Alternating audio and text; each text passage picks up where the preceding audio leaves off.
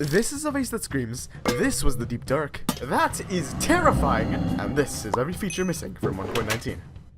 Alright, let's start off from the top. The birch forest had this bit of beautiful concept art made for it. Within it, you can see various multicolored short flowers, a white tall flower, a hollow log with moss, and a shelf mushrooms. Sadly, none of these features are in vanilla Minecraft. However, the mod Lost Wilds does actually re-add these features back into the game. I like frog.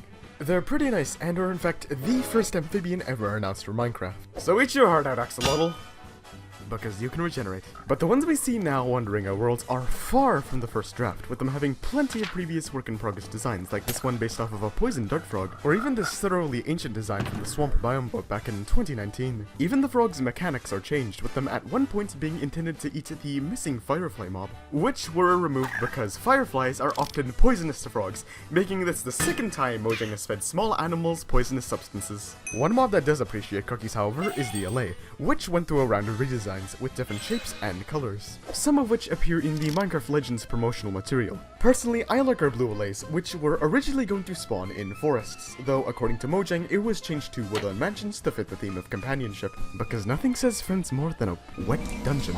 You like jazz? I sure as hell do, and it's a shame since the copper horn was removed after only a few snapshots of existing. Each copper horn would play 3 bits of music, one that plays while looking up, one that plays while looking forward, and one that plays while crouching. And while, yes, regular horns still do exist, they only play one tune, and even then the horns resist and fly have apparently been removed. While not exclusively made for the Wild update, bundles in archaeology have been on hold since the announcement of caves and cliffs being split up, with features like the vase and brush not being present.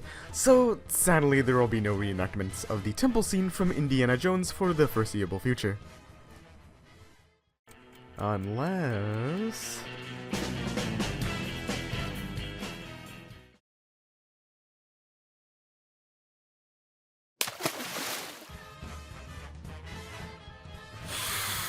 let's take a dive below the depths with a little trip to the deep dark, home to the Skulk.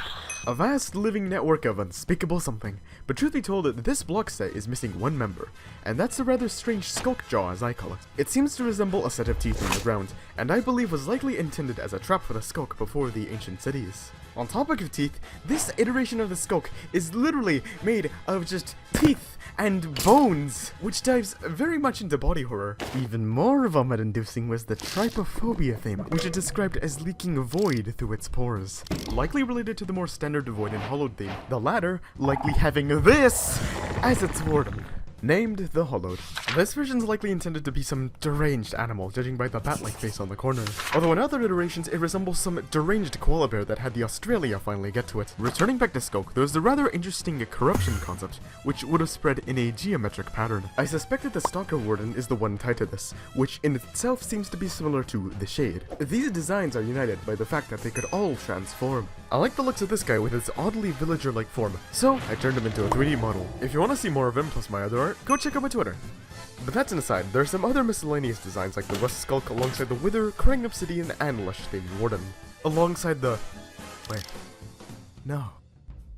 No! All these previous Warden designs were scrapped in favor for a generation of more familiar Wardens, varying from this cool as hell but rather alarming Hollow Knight reject to these lay-like and hovering concepts. These were narrowed down until we reached these alternatively antlered Wardens, which are just an earshot of the Warden we know and fear. Pun very much intended. Let's take a short break from the terrors of the Deep Dark by talking about the Deep Dark. For you see, this biome was not always the necropolis of Skulk, but rather in earlier iterations was to be a serene yet ghostly cavescape, described as an underwater biome with the water missing, complete with floating jellyfish. There's even a screenshot of the place alongside some matching concept art. Another lost cave biome were the Crystal Caves, which were the predecessors to the current Amethyst Geode. Alright, we're at the deepest and darkest regions the overworld has to offer, the ancient city. Yet these weren't always the skulk-infested ruins we know of, for you see, in this little bit of concept art they seem to have an almost sandy color. This makes me think that perhaps they would have had a tie to deserts and archaeology. The saddest thing lost from the Deep Dark in my eyes, however, were the various unique storage blocks. Like the stone chest, which would open slowly but loudly, alongside the screaming vase, which would just... yeah, they're back in the game now. But that's for later, so sit tight.